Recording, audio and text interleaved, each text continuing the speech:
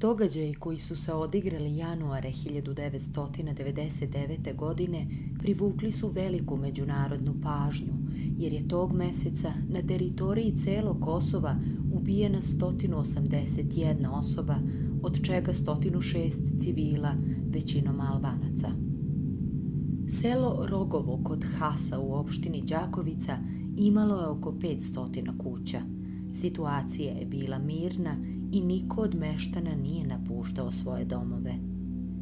Dana 29. januara 1999.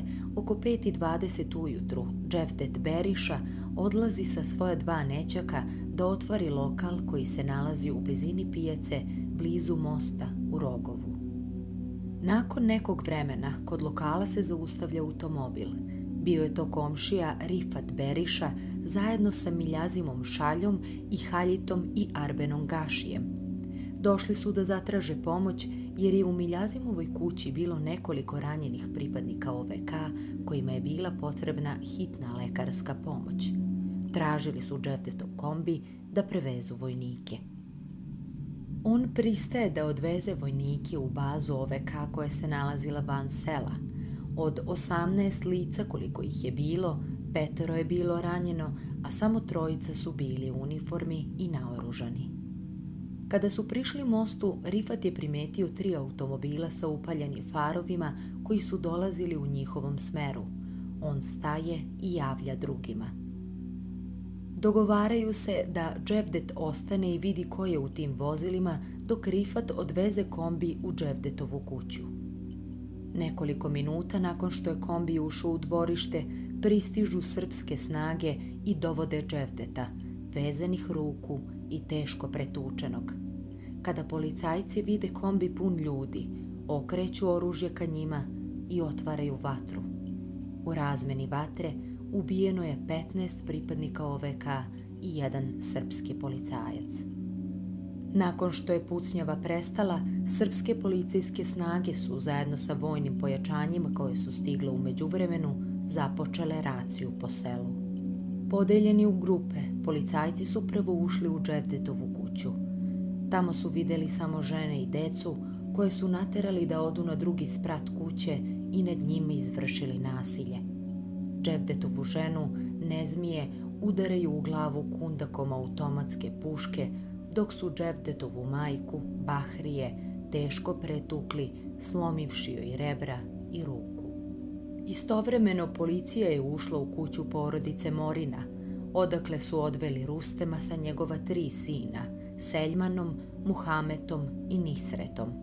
Isto su uradili i u kućama pored. U porodici Krueziju odvode Brahima, dok iz kuća porodice Šalja odvode Adema i Rifata.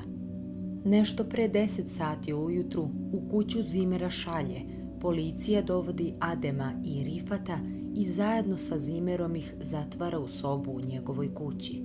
Oko 11 časova Nezmija vidi sa prozora drugog sprata kako policajci ređaju tela u dvorištu i stavljaju oružje pored svakog.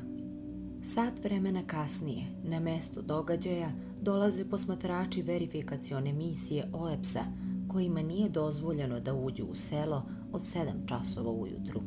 Oni slikaju i snimaju leševe, odakle se saznaje da su tog dana u sobi porodice Šalja ubijene 4 osobe.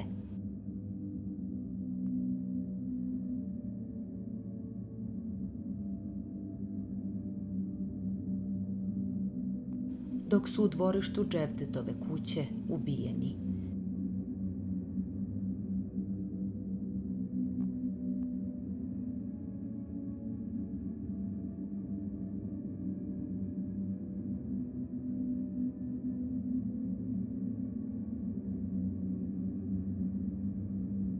Tu je ubijeno i 15 pripadnika OVK.